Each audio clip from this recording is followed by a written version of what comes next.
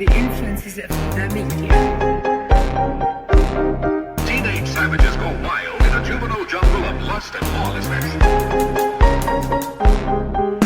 A flood tide of filth threatening to pervert an entire generation of our American children. I'm Dr. Ben Litherland. And I'm Dr. Richard McCulloch. We research media audiences. And this is Ill Effects, the good podcast about bad media influences.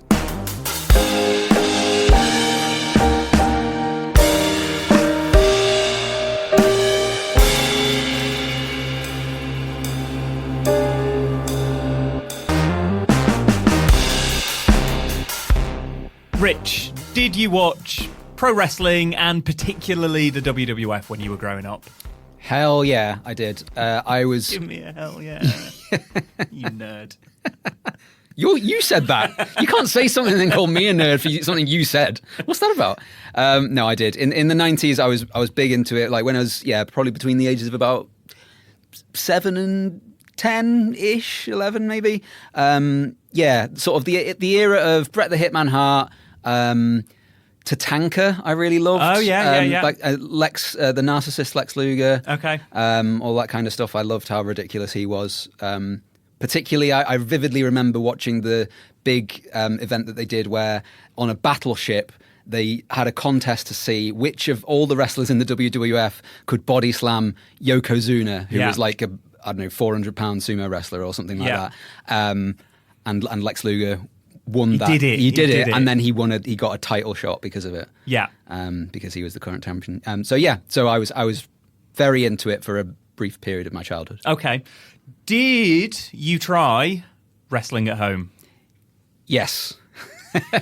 And I know I'm not supposed to, but I did. There was... I have quite vivid memories of my friend Michael Golding pile driving me on the... it wasn't concrete, but it was the school field, but it was a cold day and it was quite hard ground. And my God, that hurt. Like that was my full weight on the top of my head.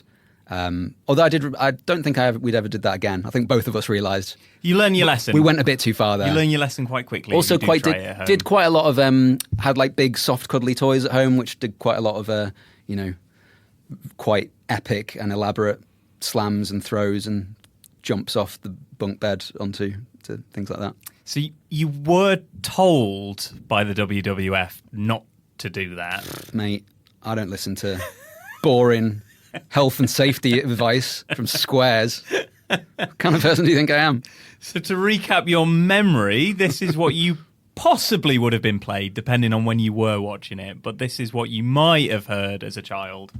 Some call these men the greatest entertainers on earth, flying without wings, defying physical limitations. But the risks these men take are great.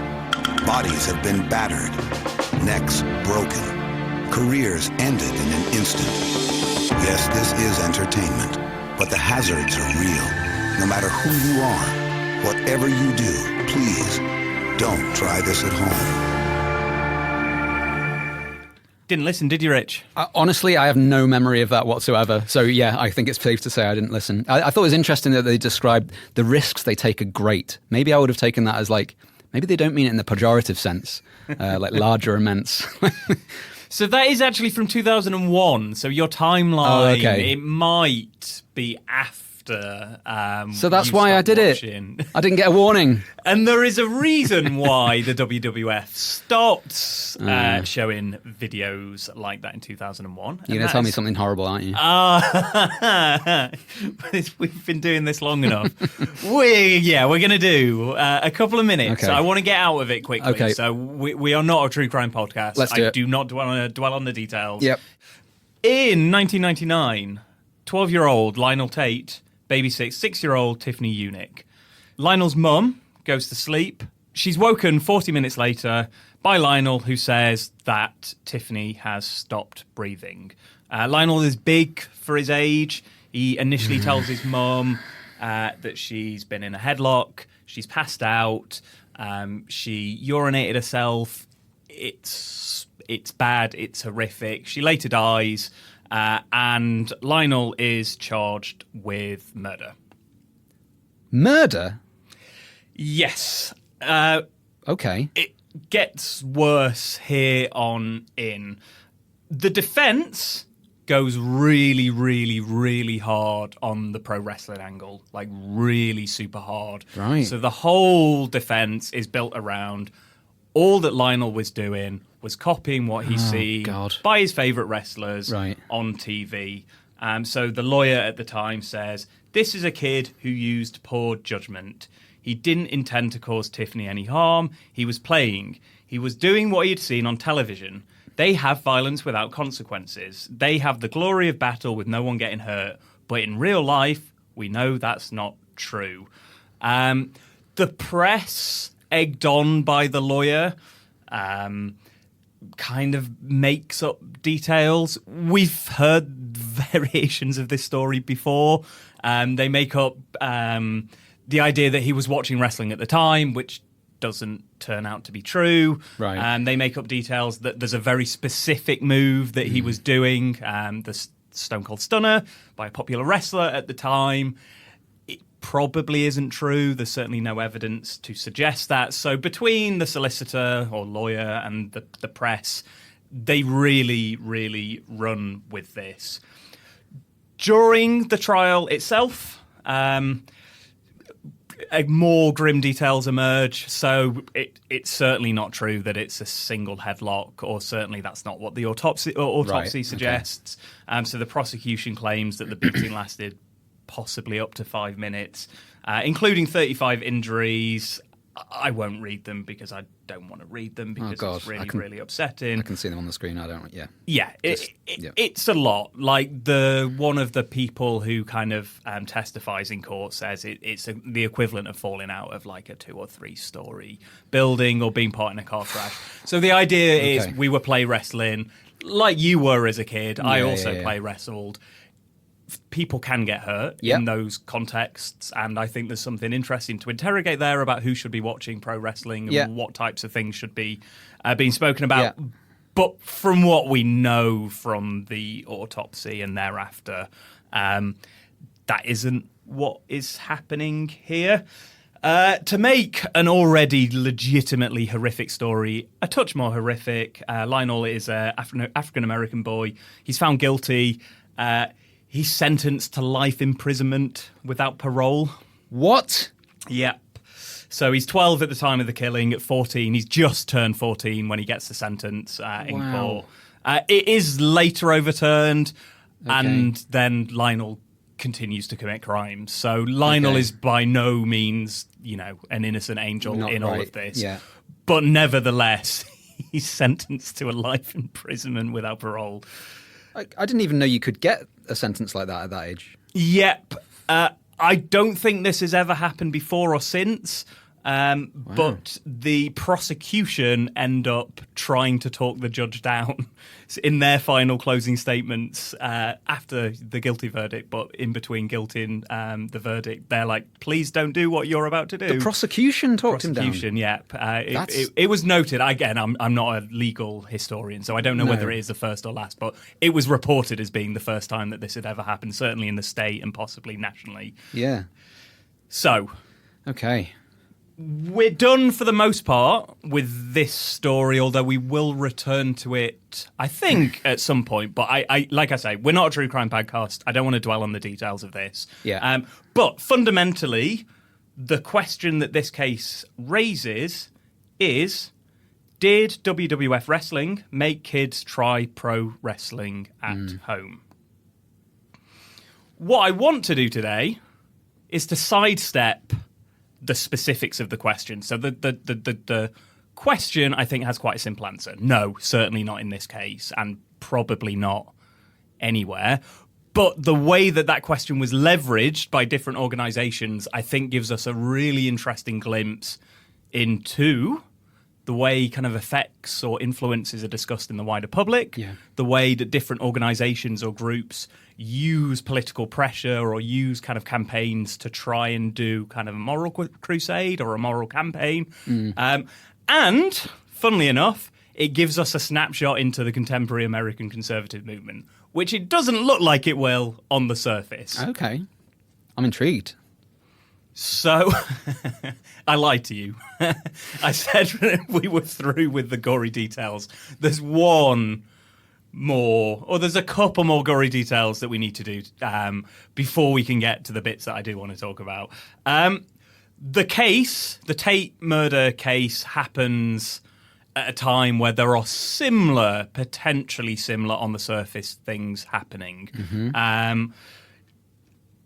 Do I want to go through I'm going to go through the details as quickly as I can. So I'm really, because it involves more terrible, horrible things that I don't enjoy talking about. Do you mean similar in relation to wrestling specifically? The wrestling is seen to be an aggravating factor or the cause of multiple child deaths. Right, okay. So a 12-year-old boy is found guilty of second-degree murder after repeatedly slamming his 19-month-old cousin, after potentially, possibly watching professional wrestling. A 7-year-old boy does a move that he's been watching on a younger child. The younger child falls backward on his 3-year-old brother, falls backwards, hitting his head fatally. He isn't charged with anything. It's a horrific, horrible accident, genuinely traumatizing for everyone involved. While under the care of a babysitter, a 4-year-old boy watches wrestling tapes and then stomps a 15-month-old baby that he's left alone with in the crib. And the babysitter's actually found guilty of manslaughter, I think, in that case. It is a grim set of stories. Yeah. This is picked up by a documentary that airs in 2000, so around WrestleMania 2000. I think it might be the same weekend that airs. They get coverage. They see the success that Solicitor has had in garnering at least mainstream press coverage. Yeah. The wrestling seems to be a link that is taking place here, and the 4 deaths in particular are the focus of a documentary called Wrestling with Death, which airs on Court TV. I have sent you the poster for the Wrestling with Death documentary. Do you want to describe what you see? It is a young boy who I would say is probably about 5 or 6 years old in a wheelchair, watching 2 professional wrestlers on TV. One of them appears to be some kind of body slam or about to pile drive the other or something like that. The title along the top is Wrestling with Death. Underneath that, are children dying to pull off the latest pro wrestling moves? Oh, I see what they did there. I like that. That's good copy. Court TV's Wrestling with Death investigates the tragic cases of kids injured and killed imitating their idols. Discover the real casualties of pro wrestling's explosive rise to the top of the ratings. And then they've got a killer slogan: pro wrestling's just an act. No one gets hurt. Sure. So, and you know, obviously with the kid in the wheelchair there, it's yes, a picture speaks 1,000 words. Yeah, but they added some fancy words as well to make it even. You don't need to watch the documentary to get the gist of the documentary, I don't think. As with the individual cases, the linking of these 4 cases, I think, is quite important. It gets further momentum. On the surface, they might seem already. I suspect you're looking those. They're 4 quite different cases, I think.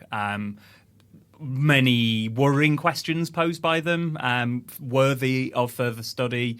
Wrestling is an interesting link, potentially, but we're already on quite shaky ground, moving from the trial in Tate to these 3 other things and kind of bundling them all up. Yeah, already, we're only, 10 minutes or so, a little bit into the podcast, but at this point, a lot of what you're saying is making me think of the James Bulger Child's Play 3 episode that we did, like these claims that seem at first glance, they are, admittedly horrible crimes, murders, deaths, tragedies, yet the claims being made right from the beginning seem a little bit too neat and tidy. Yeah. In at least 2 of the ones that you just mentioned, I don't see any mention of wrestling at least in the way you described it. Yeah. It's just, is a slam, is a body slam, is that inherently to do with wrestling. Yeah. Like if someone body slams someone, I'm pretty sure body slams predate professional wrestling. Yeah. Or could be seen in a different context as well. Sure. Other martial arts and things. So I'm very skeptical at this point, but also quite interested to learn if there are any things that do tie them together, whether there were certain facts or details that were more persuasive or perhaps more informative than others. Yeah, it has a lot of similarity. I think we're reaching a point in the podcast series where we are going to start to see echoes, but the way that those echoes play out in different contexts, different moments, is going to be interesting. But absolutely, you can already see maybe that's true, but details are being added or inserted, perhaps, whether that's a lawyer, whether that's the press, whether that's other groups. And the other groups are what is actually what I'm interested in here. Again, we will have seen quotes like this from other bits of, previous episodes, I think. But a paediatrician speaking to South Coast Today, it's such a kind of classic version of there are no studies or links to pro wrestling in these deaths.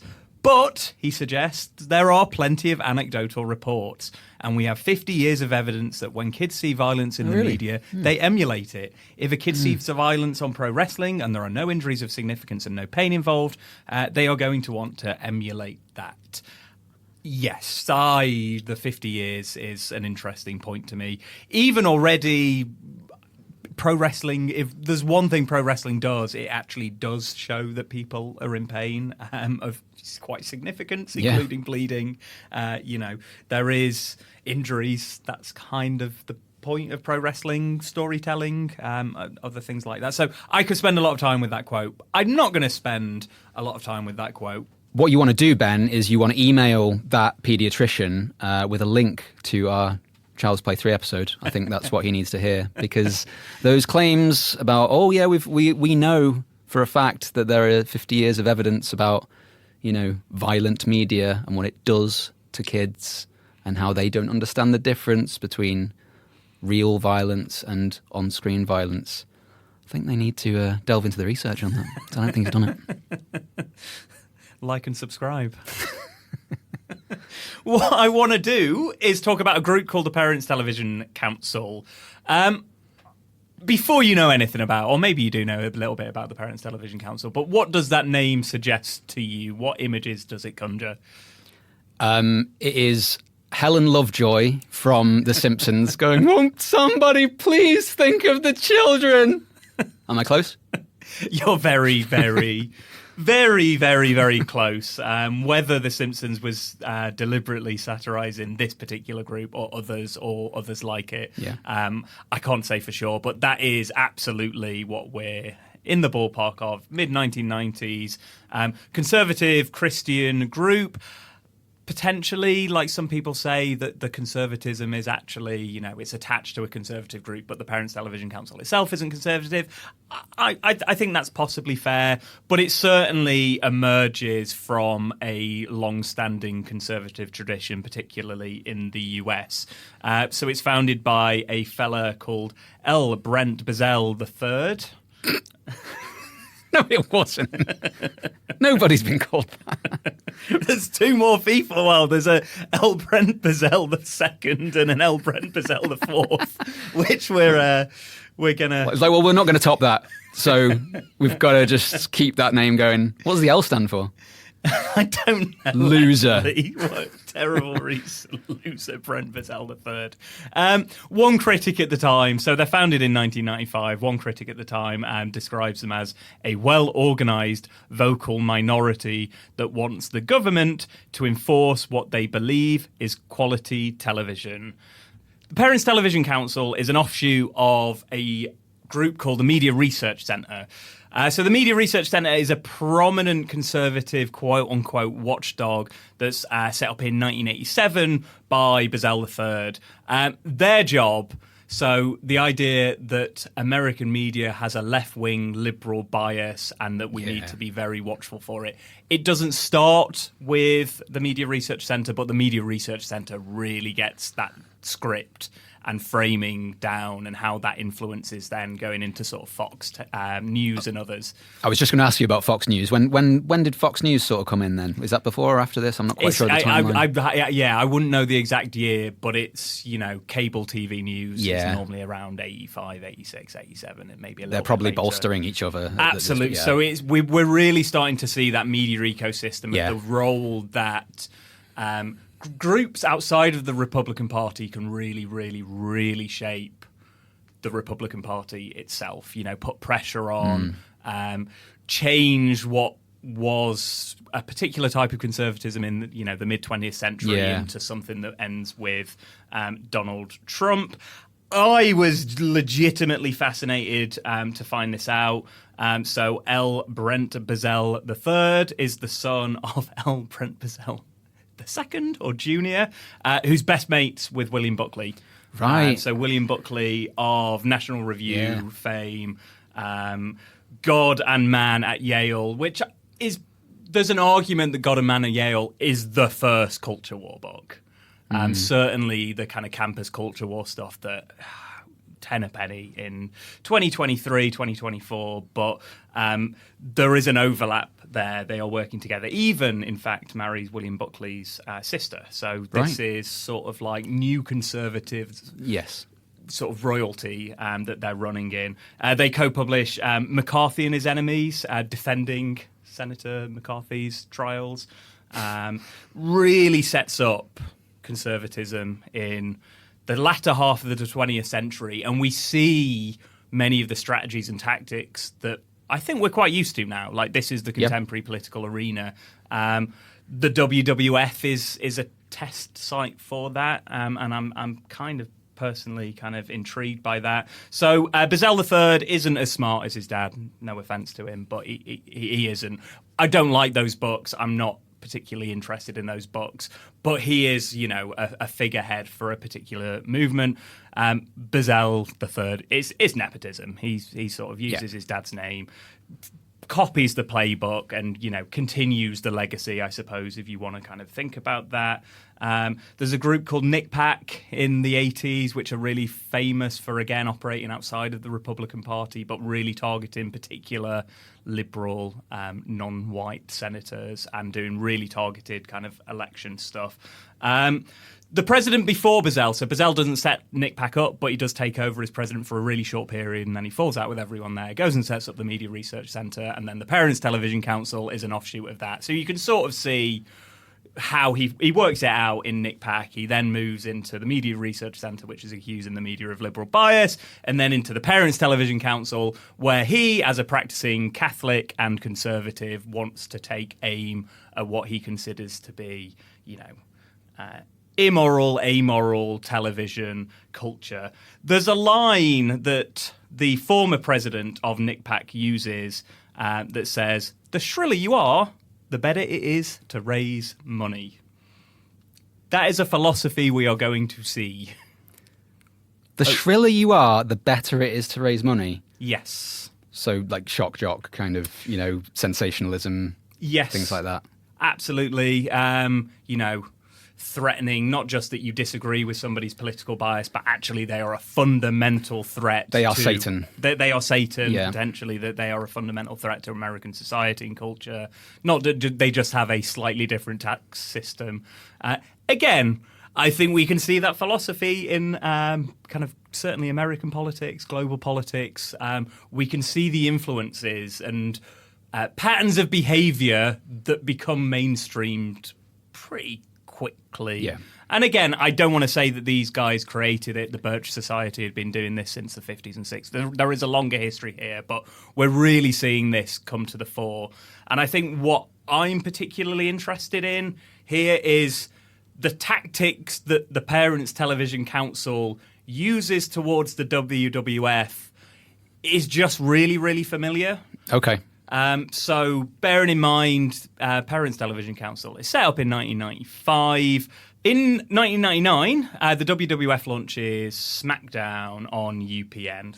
So SmackDown is it's still running. It's a weekly television show. It used to run on Thursday nights. It now runs on Friday nights. It's 2 hours, and it's one of the episodes where the WWF continues its weekly feud building towards pay-per-views and other things like that. So you don't have to pay to see it. It's where you kind of watch weekly to catch up with what's happening in the world of pro wrestling. Up until 1999, WWF had historically been on cable television. Quite famously, kind of one of cable television's sort of longest running and biggest hits at the time. But it launches this show on UPN, which is a broadcast television network, and it airs from 8 till 10 p.m. I didn't know this until I was kind of catching up with my notes for this episode. Do you know about the Family Hour on US broadcast TV? No. Is this like the equivalent of like prime time or something? So it is. is with watersheds or something like that? Yeah, it's the two things combined. Right. So there is a agreement that sits outside of law that the first hour of prime time is also family friendly. Right. In huge quote marks as to what that means. Yeah. So it's called the Family Hour. So in Britain, we would have after 9 o'clock, we'd call that the watershed, and that's where like more adult content is aired, basically. And that is in law, and there's various kind of laws in place in order to structure that. It's less in law in the US, but this idea of like, to keep everyone happy, 8 till 9 is prime time, but you've got to do stuff that's sort of vaguely respectable. The PTC, Parents Television Council, had been complaining for a while about what was being broadcast in the Family Hour. They have this like really Americanism where they're like, we don't care about cable because you've invited that into your home. So that's we'll have less cares about cable, but actually broadcast TV and the Family Hour in particular, they're quite on it. Honestly, Ben, I expected you to do the accent. I'm disappointed that you didn't. You set it up like they do this really American thing, and then you read out what was essentially a paraphrase quote, and then you didn't do the accent.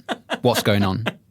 So I'm saving a potential accent for later, or I might try and get you to do it, or we can both give it a go. But there are accents. I know we do have people listening just for the accents, and they are potentially. It's the only reason I listen to you. After that one that you cracked out in the Lady Shatterley episode, I'm just waiting for that again. The PTC finds their target with this move of SmackDown. So SmackDown on UPN. In the Family Hour, they find the thing that they need to be looking at. And they also, in and around the stories of potential child murders, child deaths, all of these other things, they really, really find the target that they need. They capture what it is specifically that they think is happening everywhere, but the WWF becomes their figurehead for it. The Parents Television Council produce a video called The National Campaign to Clean Up TV Now. It's really, you can, make the parodies almost immediately. And the WWF features really, really, really heavily in this particular video. I searched everywhere for this video. I could not find this video. I couldn't find it on, torrent sites, on YouTube, on Dailymotion. I went to the Wayback When machine. I cannot find this video anywhere. So if anyone else has it, I would love to see it. And if you want to kind of send it over, that'd be excellent. But I've not seen it, but I've read the reports based on it. So the lawyer on the Take case who's blaming pro wrestling, he is featured heavily, interviewed heavily in this particular video. And then they really, really go after the WWF. They go after the WWF in every way possible. So they start writing letters to the media, and they start writing letters to advertisers on WWE, SmackDown in particular. They campaign against toy shops that are selling WWE merch and toys, public officials, anyone who will listen are getting letters from the Parents Television Council. The FCC, which is the organization that regulates American television, I don't think this is true, by the way, but I like the fact that somebody at the FCC was so frustrated with the Parents Television Council that he just made up a statistic. So somebody at the FCC in a Media Week article in 2004 says that they estimate that almost 100% of the indecency complaints it received in 2003 and 2004 came from the Parents Television Council. I mean, all right, let's take it with a pinch of salt, but like, it's reasonable to assume that whoever said that, they were getting a lot of complaints. Maybe it wasn't close to 100%, but yeah, they're like, these guys will just not leave me alone. Yes. They won't get off our back. Yeah, that's exactly it. And I read an interview with the person who takes over from Bozell a few years after this, and he's so angry about this claim. He's like, show me the data. You said 99% of the complaints come from us. It gives you a sense of their attitude of like, don't give an inch. Like, you are absolutely going to fight everything. What we see here are like creative uses. I think we can start to see the speed and the ease with which letter writing campaigns are going from potentially individuals or, church groups that are encouraging their church groups. This is the first kind of glimpse of how the internet is going to be able to organize these, particular conservative groups, political groups, campaign groups, however it is that we want to frame this. They have a template on their webpage. They have an email newsletter. So they have a template that, write to your local senator. Oh, wow. The original change.org or whatever it is. Absolutely, yeah.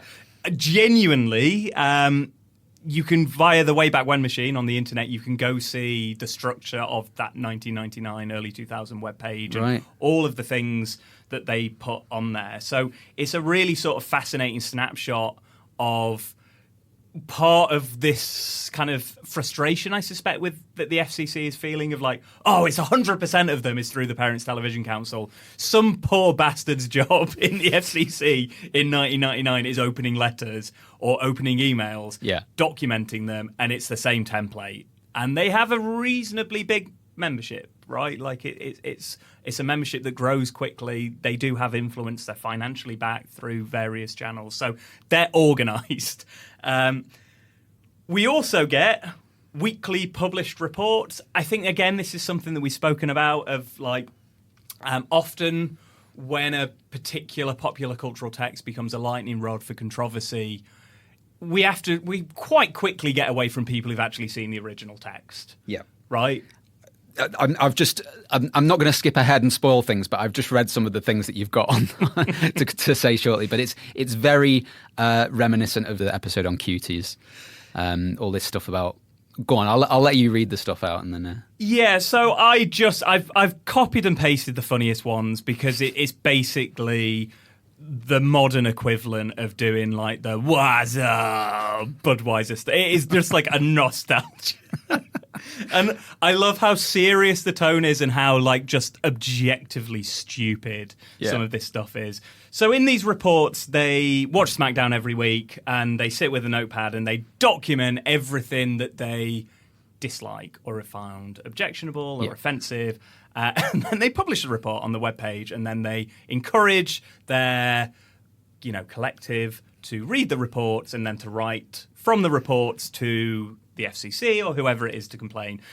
In these weekly television reports, it's genuinely funny. So one of them documents, signs in the crowd read, "Suck it. We want poontang pie. Hey, DX, suck this." And DX sucks. They hate the word sucks. To me, that's quite PG way of saying something is bad. Well, there's difference between suck it and DX sucks, I think. Well... I would say if I was, in the room with them and we're like, having a hierarchy of immorality, DX sucks is pretty low down. Suck it is a little bit higher up. Yeah. I genuinely want the job where people get to decide how bad swear words are. Like someone gets paid for that. Can you talk for the next 45 minutes about poontang pie and what that means? I can. Yeah, no. That'll be a bonus episode for subscribers. Yeah, when we start a Patreon, that's the kind of content they'll want. It was The Rock's catchphrase. So famously, Dwayne The Rock Johnson, future American president Dwayne The Rock Johnson. We want poontang pie. There was another one, which again, this possibly captures the WWF is offensive at the time, and the straight-faced report about what they've seen on television is amusing, but the distance between the two, I'm probably somewhere in the middle. Yeah. But the report, the Dudley Boys are wrestling two old women, Moolah and Mae Young, and they genuinely were wrestling two old women in their 70s and 80s. Wow. One of the Dudleys jumps off the top rope and plants his face in Moolah's crotch. End quote. Okay. They did this for 36 weeks. Crotch in the face for 36 weeks. Wow. He's No still- wonder they were angry. Although that's how to get the PTC off your back. Sometimes, desperate times, desperate measures.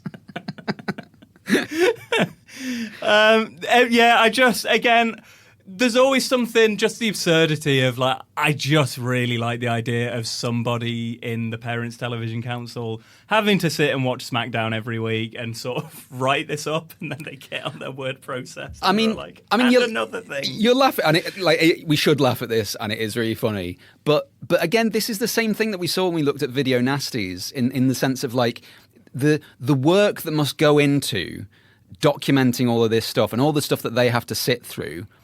And then the unspoken question is always well, you sat through it, and you appear to still be very, quote-unquote, moral.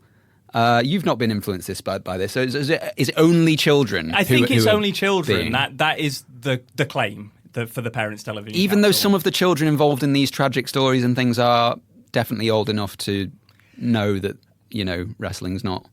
quote unquote real. I'm just here to report what the Parents know. Television Council's position and role in this. But I think you're right. The question of when do you become old enough Yeah. to survive this, or when what is the harm that is being done here? And again, why? Why is it that this is apparently dangerous or bad or corrupting for children, but it's apparently not for adults? What is the point in someone's development or maturity or something that they reach where they're able to get past that, in your view, PTC? Absolutely. In Mick Foley's second autobiography, so Mick Foley's one of my favourite professional wrestlers and a writer, he actually contacts the Parents Television Council to speak to them. And he says when he gets on the phone with the PTC, the first person he obviously speaks to is starstruck and is quite excited to speak to him. So I assume that's the person who's been watching for 36 weeks. At some point they're like, this Mick Foley fella's pretty good. I like him. And was Mick Foley calling them in a serious capacity? I genuinely want to have a mature, grown-up discussion about this? So in his second autobiography, which possibly speaks to the fact that he wrote his second autobiography about 18 months after he wrote his first autobiography and has pages to fill. But he spends the last quarter of the book kind of, he calls it a defense of World Wrestling Federation. Okay. But he engages with a lot of these ideas. Does so in a really... a way that you and I would actually kind of understand and respect. He actually does a content analysis of the WWF and says, okay, so if this is how you're measuring the WWF, let's do that for any other regular TV show. So he's got a very, very enjoyable bit where he does a content analysis of Home Alone versus a typical episode of Raw, and then speaks to an actual medical practitioner and is like, which one's the most dangerous? And the medical practitioner's like, well, one is close enough to wrestling that I think you'd survive, and it wouldn't be fun, but that's okay. And the other one, they'd be dead. They'd be really, really dead. 4 bricks to the face in Home Alone 2, And it's just, it's a very smart, and for somebody who's not necessarily trained in the sort of debates that we're trained in, of the absurdity of how you categorize violence and what sort of violence is or isn't okay, and why one is rated PG and one isn't. I don't think he's saying people shouldn't watch Home Alone. I think he's making the point that, cartoon violence is cartoon violence. Sometimes we're okay with this. Why aren't we okay with that? And the hypocrisies of that. The Parents Television Council also, they really go after the advertisers, which probably pisses off Vince McMahon, who's the then chairman of the WWF, more than perhaps other aspects of this campaign. And they have limited success. Again, the Parents Television Council, they publish everything they get sent. They really do. So every single letter that comes back from an advertiser saying, yep, we're going to pull are advertising or what becomes important to the story, we will never advertise with those people. And that's a difference. And they publish everything like it's, withdrawn advertising. They only have a couple of successes. I think Coca-Cola and AT&T are the two big ones. That's pretty big. It's pretty like that. They are successful. Yeah. I am not talking down how well they do. Again, Mick Foley in his autobiography talks about having been on a shoot where somebody accidentally has a Coca-Cola can in the background and they have to do a complete reshoot. Oh, wow. Because it's that level of kind of success. And I think the fact that, hardcore legend Mick Foley is dedicating time in his book, it's on everyone's mind. They are anxious about the Parents Television Council. This isn't just an annoying kind of group in the distance. Like, they genuinely see it as an attack on their livelihood, everyone involved in the WWF. Now, I want to talk about the response from the WWF. So we've already chatted a little bit, actually, about Mick Foley. The intellectual defense that does a content analysis in response is all but one tactic that the WWF does. Vince McMahon, the chairman, or the then chairman of the WWF, has a different character to Mick Foley's very book-like, student-y-esque essay. He writes a letter to the Parents Television Council. We know this because the Parents Television Council publishes the letter from Vince McMahon. For listeners who don't know, Vince McMahon has a very, very, very distinct delivery. He's been an on-screen character where he plays a bad guy and a villain, and he has a very, very specific voice. I thought, because I'm a modern podcasting person, wouldn't it be cool if we got AI to read out amazing. the letter? It's terrible. Oh. Don't get excited. So I'm not going to play the whole letter. Okay, or can you do it? So I will give it a go, and then I'm going to hand it to you to see how bad your Vince McMahon. I can't remember. I don't know his voice well enough to know what he sounds like. So the letter starts, "Dear Mr. Bozell, thanks for getting on our ass. Now I'm going to get on yours." That was dreadful. It was really bad. Surprisingly, though, it's better than the AI I'm about to play you. So this is the next paragraph. I'll probably have to read this. So for those of us who are like, AI is going to take over the world, maybe not this AI of Vince McMahon's voice. Hypocritical, constitutionally friendly organizations such as yours help to further promote the image that the World Wrestling Federation seeks, i.e. the bad boys of television. However, in actuality, your action-adventure soap opera with comedy central elements isn't really all that bad. I could barely hear any of that. Oh, my God. Oh, when I first did that, I genuinely laughed for like 7 minutes straight. Like, it's the funniest thing. It's so bad. But like, it's close enough that you get an idea. I'm not going to do any. I'm not going to make you do the Vince McMahon voice. Was this before he was an on-screen character? Like, as in, I know he was on screen for a long time, but I remember like watching wrestling in the 90s, being aware of who he was as like the head guy sort of thing, and then like 10 years later going, hang on, he's wrestling now. Yes. Like, what's going on? Like, and I don't know at what point that happened. Yeah, so Vince McMahon has always been an on-screen presence since the 80s. So he was a commentator. Yeah, that's what I knew him as. Yeah, so he was a commentator in kind of the era that you were looking at, interview a commentator. And then, around 97, 98, he becomes the sort of the heel character. Yeah. So at this point in time, absolutely, we see him as the heel guy. Mr. McMahon as a villainous on-screen persona is very established. I have a gut feeling that he kind of knows that this is going to be published. I don't think there is a professional Vince McMahon that we don't have access to, and I don't think this is the professional. Yeah. He's not sending his lawyers to write a very, very detailed document. Yeah. And we know he can do that when he wants to. I get the impression that he knows where this is going to end up, what this is going to do to reinforce the brand of the company, but also the brand of his persona. Yeah. For those of you who couldn't make out the terrible AI, it reads, hypocritical, unconstitutionally friendly organizations such as yours help to further promote the image that the World Wrestling Federation seeks, i.e. the bad boys of television. However, in actuality, our action-adventure soap opera with Comedy Central elements, it isn't really all that bad. It goes on. It's quite a long letter, but there's bits that I want to pick up here. In the World Wrestling Federation, there is no portrayal of attempted murder. There is no portrayal of rape. There is no use of guns or knives, and there is no portrayal of attempted or armed robbery. You seem to take our sophomoric pranks, gestures, colourful language, and sexuality far more seriously than we do. Lighten up. Where's your sense of humour? We sell fun. And as such, you've given me an idea for a new character. A pompous, self-righteous character with a name like L. Brent Bozell III. It's the same joke that we made. So am I the level of Vince McMahon? Like, performative Vince McMahon is my level. That's Without the money, that's the issue. Without the billions in the bank. So again, you've picked up on this already, actually. Like, I genuinely think this is absolutely in character. He's already saying, like, this is what we, I don't think it hurts his brand at all to be kind of accused of this. But this is at the peak.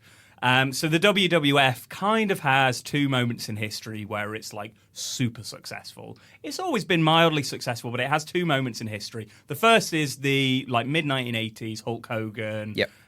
Sort of like cartoony-esque rock and wrestling era. Cyndi Lauper appearing WrestleMania 1 era of pro wrestling. Hulk Hogan is sort of the figurehead of that. Yeah. And then it does quite a dramatic brand change around 96, 97. I could do a separate podcast on the way the WWF brands itself and its own kind of deep sense of kind of branded history. But this has come to be known as the Attitude Era. So the key figures attached to this would be Stone Cold Steve Austin, The Rock, Mick Foley, The Undertaker. Yeah. This is in the same era of MTV Celebrity Deathmatch. Yeah. So it is broken out of like its fandom into the much wider culture. It is pulling in big ratings, and it partly does this by repositioning what it does. So it does move from professional wrestling historically has been sort of family friendly, the history of pro wrestling on American television in particular, like Saturday lunchtime slots, evening slots, like it is family orientated.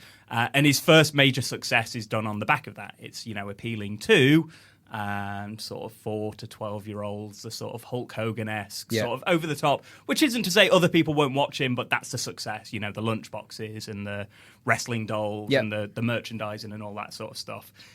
He shifts that, and he does deliberately shift this in the 90s to a slightly older market. Still arguably children, which gets, that's part of what Parents Television Council argument is, but it's sort of the 14 to 21, like whatever sort of marketing category that we're looking at. It's teenage boys and beyond. And I grew up as a teenage boy in this era. There's a reason why. So I kind of come through the kind of, as a child, watching the childhood stuff, and I kind of enjoy and watch this as a teenage boy when it's being deliberately targeted to me. It's really striking how similar the tone of that letter from Vince McMahon is to the kind of stuff that got Donald Trump elected. We're going to come on to Donald Trump, right? Because I mean, I know that we can't really I can't really have a conversation with you about wrestling without mentioning Donald Trump and vice versa. Absolutely. So. and again, I think part of what this makes this case study so interesting for me is because we have two branches of American conservatism. So Vince McMahon is a billionaire, at the time probably a multi-millionaire, but he is very, very rich. He's very close to Donald Trump, and they are good friends. So the second WrestleMania is held at one of the Trump hotels. They have a long history together. They grow up in similar-ish circumstances, actually.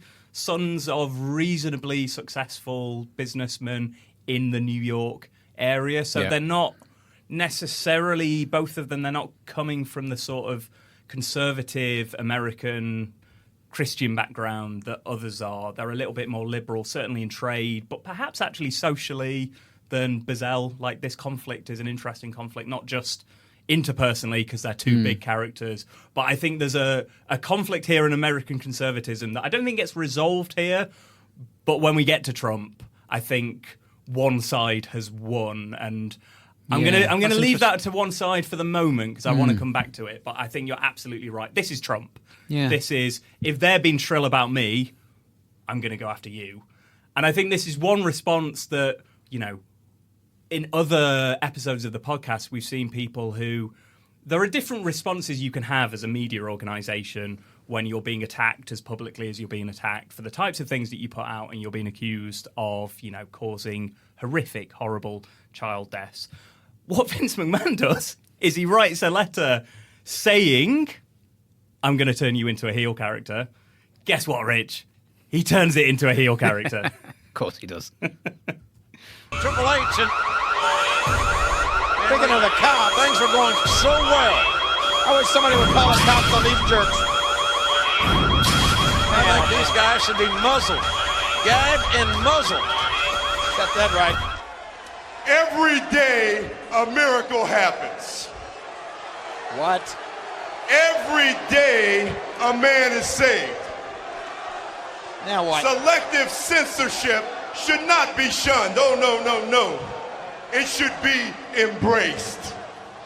Censorship embraced? Don't you know, you people, we're trying to do the right thing? Don't you get it? No, you don't get it. None of you guys in the ring get it. Nobody's going to embrace censorship. I am happy to say that another man will help clean up an establishment that spits in the face of morality. I hate his voice. What? That man will help the right to censor bring virtue to a business that would rather promote scantily clad women than actual competition. That man will join us in saying no more. Ladies and gentlemen, Mr. Val Venus. What? Val Venus? Val Venus? Val has joined the right to censor? Whoa. Cut the music. Okay, well, it was a clip where there was a tag team came in called Right to Censor. Was that the name? Did I get that right? That was what does the initial RTC you've instead done it, of Rich. instead of You've got it. PTC, which I see what they did. And they're dressed like the I would say the most ripped Mormons I've ever seen. The bulk of Mormon, if you will. Hey, do you like Very that? good. Yeah. You can put both of those into Google and see what you get. Thanks. But yeah, and then they come out on stage and immediately get booed and ridiculed by the commentators, and are clearly, talking about how much they love censorship and how more virtuous they are than the WWF. Absolutely, all of those things. So this storyline, if you want to call it a storyline, it runs for about 12 months. Really, that long?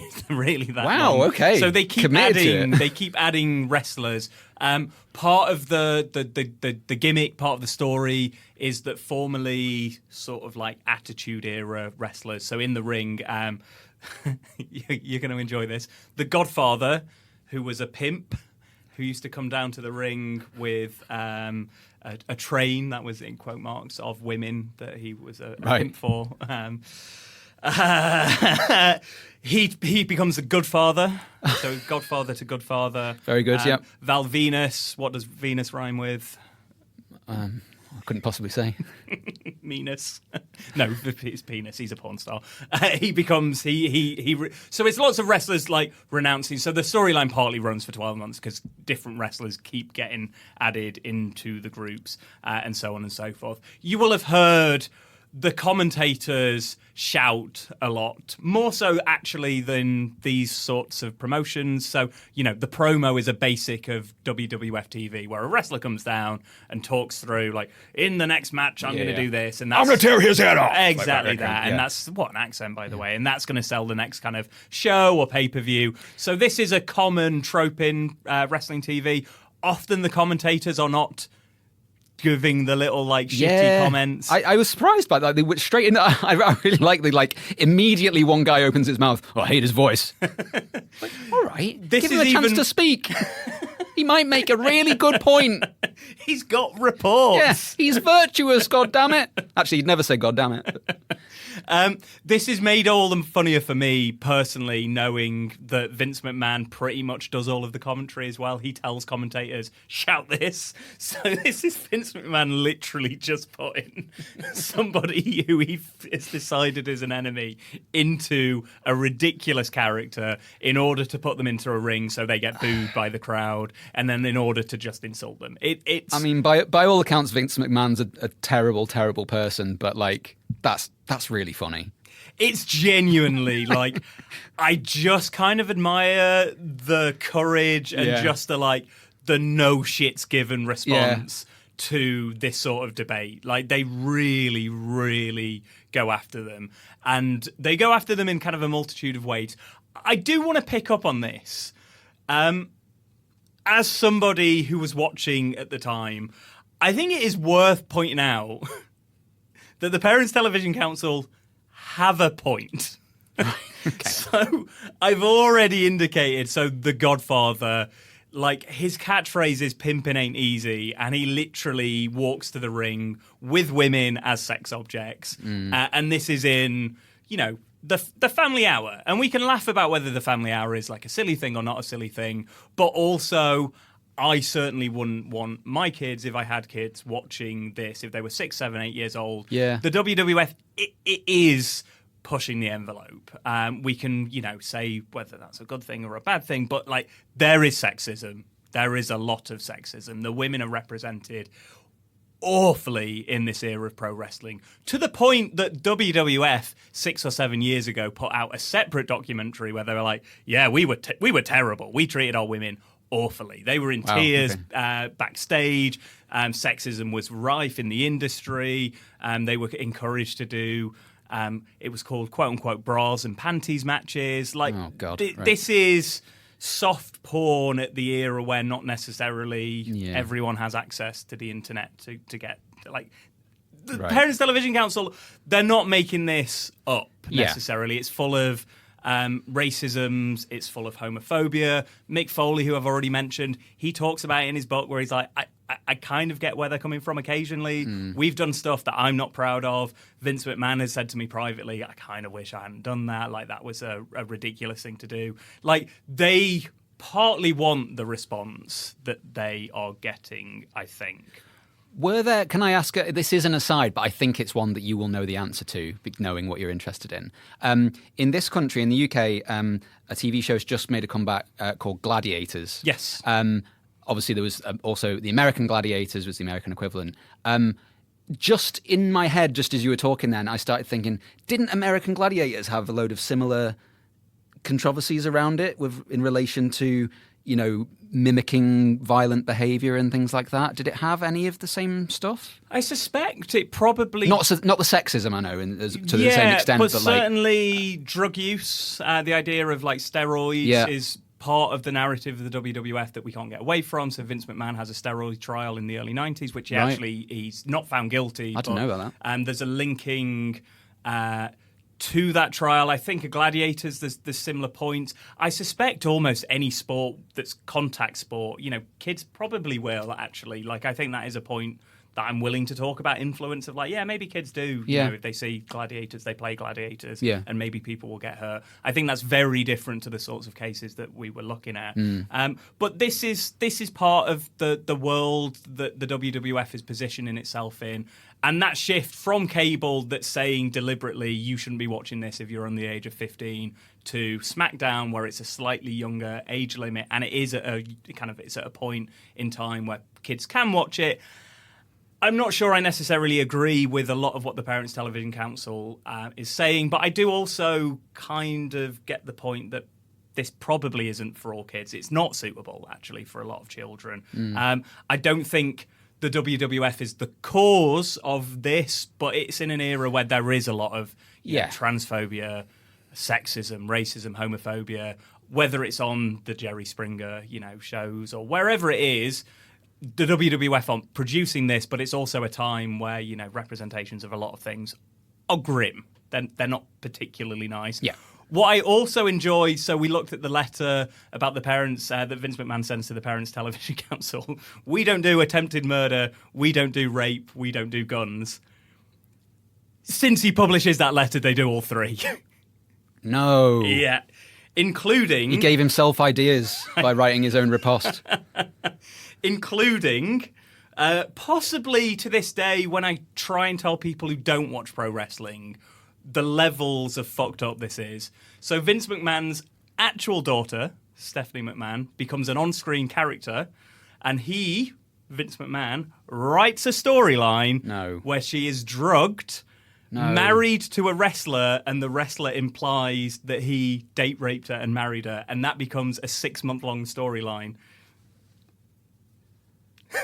Holy shit, man. What am I supposed to say to that? I don't know. It's like I just wanted to see the silence says everything. I think it's wild. And did that? I'm just trying to. I'm trying really hard to put myself in his shoes and think what would he get out of doing that? Was that like an opportunity to paint himself as a hero in that storyline? Like, does he like rescue her from this marriage or something like that? Is it some kind of ridiculous savior narrative? Or they suggest that they're going to go that way, and then in the end, Stephanie McMahon she was in on it all along, and she was doing it to actually fuck over her dad and her real life brother, who is also an on-screen character at this point. They actually marry.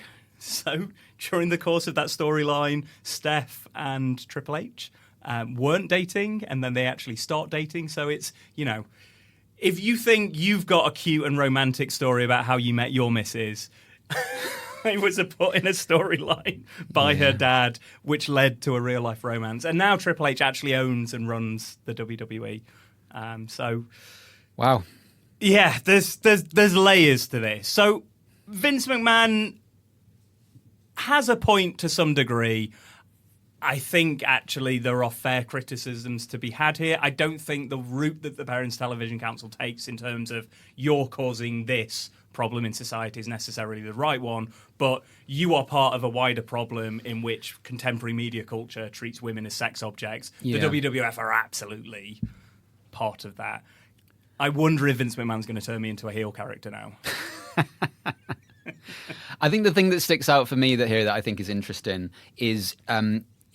again, we're seeing a lot of cases where the debate starts or paints itself as being about a particular object or a show or a film or a text or whatever, and a specific effect or influence that is claiming happens, like some kind of behavior that's causing.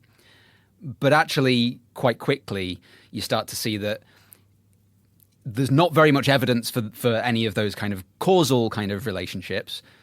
And really what seems to be going on is that you have to look at, well, who's benefiting from this debate? And that's the kind of thing that seems to happen again and again. And even at the start, we opened with the case of the 12-year-old boy who inadvertently murdered the 6-year-old girl. It's telling that his defense saw this kind of media effects argument as their best route out of their problem, because it's a story that makes sense for a lot of people, and it's a story that can get political traction and momentum for any number of different causes that you might want to further. Yeah, absolutely that. And the conflict between different political factions, class groups, whatever it is, however we want to frame that, but also morality, right? Like the question of why should or shouldn't we represent women like this on, television that is available to children? It's easier and possibly a little bit lazier to be like, well, it's going to cause this problem. Yeah. It's much harder to have a broader discussion about macro influences and about the way that culture represents society. And I do think that is, Vince McMahon falls on this a lot, but he says, look around you, look at The Simpsons, look at Family Guy, look at Seinfeld, look at wherever it is that you want to look at Jerry Springer. We're just part of a much bigger context. This is where Generation X culture has landed, so we're just following where we're at. And on that, I'm sympathetic to Vince McMahon to some degree, but I also don't think that necessarily makes those representations nice or good, or even like a good thing for society. I just don't think we can say, well, it causes the things that we don't like. Vince McMahon does the parody on screen, and that is one mode of attack. I think he has realistically more success in just a kind of classic American way. He takes the Parents Television Council to court. He sues them for defamation. Successfully sues them for defamation. Okay, interesting. Yeah, so the PTC initially tries to defend itself on free speech grounds. Again, I think this is a topic we're going to come back to over and over again. I'm so fascinated about the way free speech is leveraged in and outside of these discussions. So at the time, it's attacking the WWF for, representations grounds. It's also then falling back on free speech. It's like, well, we're allowed to criticise them. That's something that we're allowed to do. And the judge isn't listening to that because they've not just criticised them, they've gone after the sponsors and other things like that. The sponsors is where the WWF, there's two things that the WWF lawyers really, really, really hone in on. The first is the Parents Television Council, it actually exaggerates what it's been doing. So it says, we've had 50 advertisers pull their money from the WWF. It's 2 or 3. The other 47 had nothing to do. They've never advertised with the WWF. It's neither here nor there. So that really winds Vince McMahon up because he thinks that's having an impact on bigger things like stock price or, he's about to go public. I understand why that winds him up. It's not that interesting to me. That's law. That I can see why that becomes one of the things that the lawyers hone in on. What I am a little bit more interested in is when Tate is found guilty, both the jury and the judge they don't have this wrestling defense at all. In actual fact, the judge goes out of their way to be like, no, this isn't a wrestling thing. They really, really zone in on the fact that the injuries that have taken place are not injuries that happen because a child has done, an accident, and it's not really attached to that. Yeah. So we don't know. We probably never will know what happened there, but we probably can guess that it's not one stray kind of headlock or stone cold stunner that's gone a bit wrong. Like something has happened there that is much more violent than that. And he has continued to enact violence at a point when everyone is obviously injured, and he should have stopped regardless of his age or whatever it is that's happening. In 2002, so as the trial is taking place, they get the result. The PTC and the WWE settle out of court in the end for $3.5 million.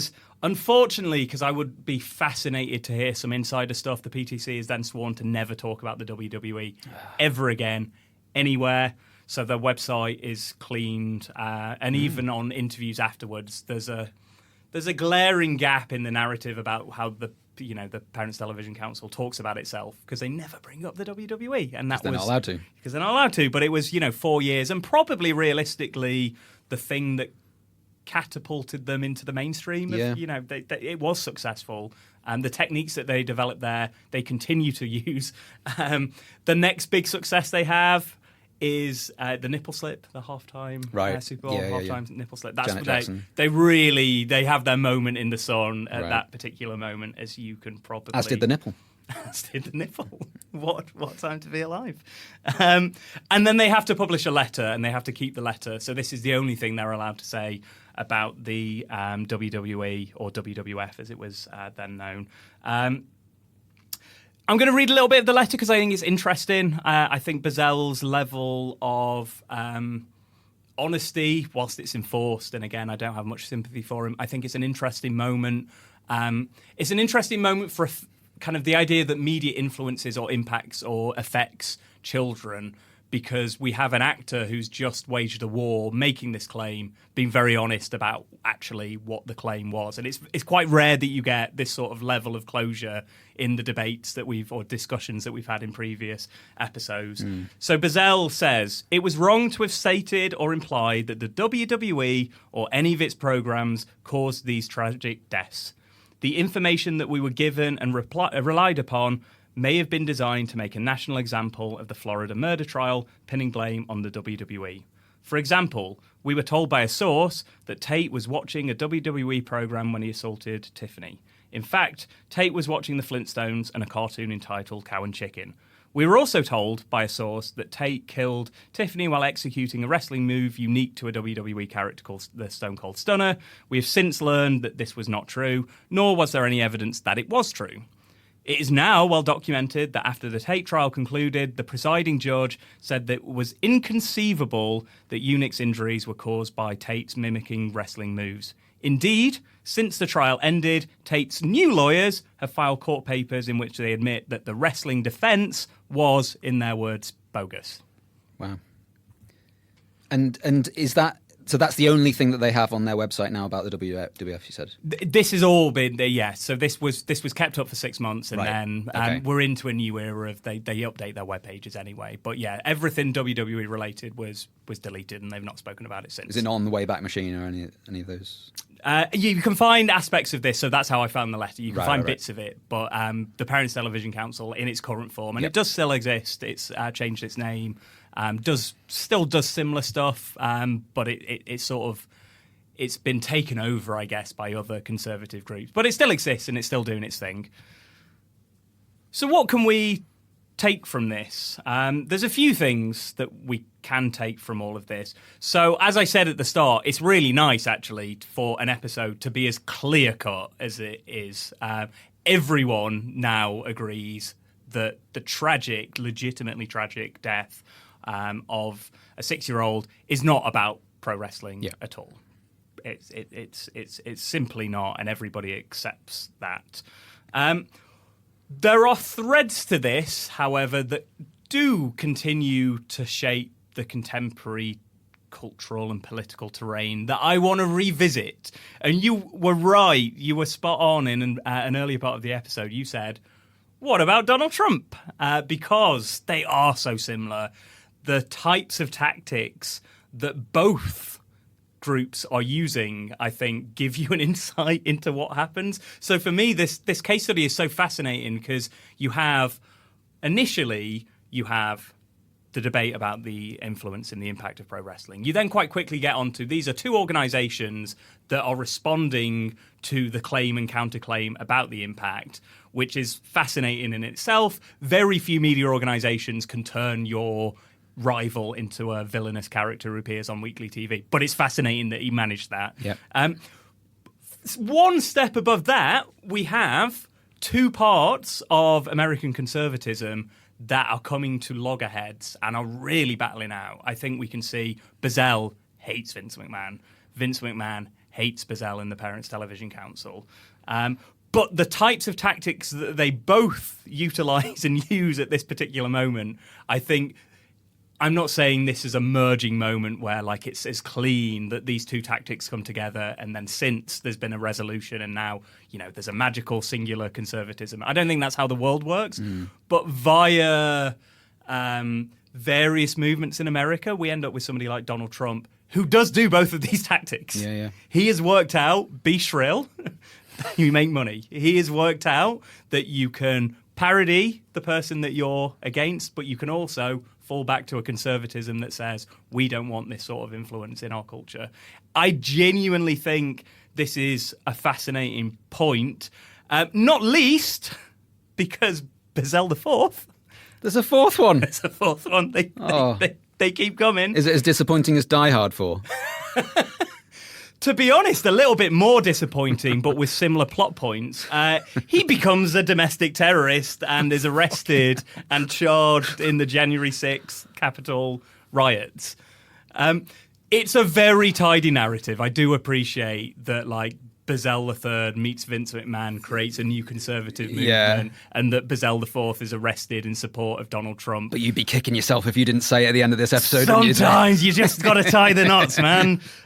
Genuinely, again, for a history of American conservatism, Bozell II wrote a book in defense of McCarthy. Bozell III set up a group that attacked liberal bias on the one hand, but went after representations of traditionally conservative things that you would attack, sex, violence, all of these particular things. Bozell III has since returned to a criticism of free speech. So I do just want to, if Vince McMahon or Bozell III are listening and want to just have a chat, because I am fascinated about what Vince McMahon would make of the fact that Bozell is now writing claims similar to censorship from the left across any medium is undoubtedly one of the greatest threats to freedom in our country. Without the bedrock ability to express one's opinions and deeply held beliefs, we cannot have a functioning democracy. I can only conclude that he arrived at that opinion after watching a very famous episode of SmackDown or Raw or something, where there were these frankly disgusting tag teams that came on called Right to Censor, and he was appalled by it. And so he's been driven, really, very much influenced by that media to become the person he is now. So what you're saying is Val Venus rhymes with penis is the engine of modern history. Exactly. And I also fully expect you to write, if you can get in contact with any member of the Bozells, that you are going to write that history of modern conservatism through entirely using their family as a through line. Call it, I don't know, to Bozell and back or something dreadful. But yeah, if you don't do that, that's a wasted opportunity.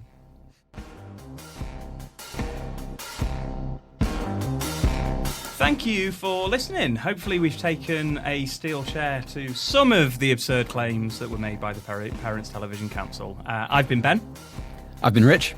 If you like what we do, please subscribe to the podcast wherever you listen. Please leave a review, recommend us to a friend, any of those sorts of things. And you can also follow us on Twitter and Instagram at IllEffectsPod.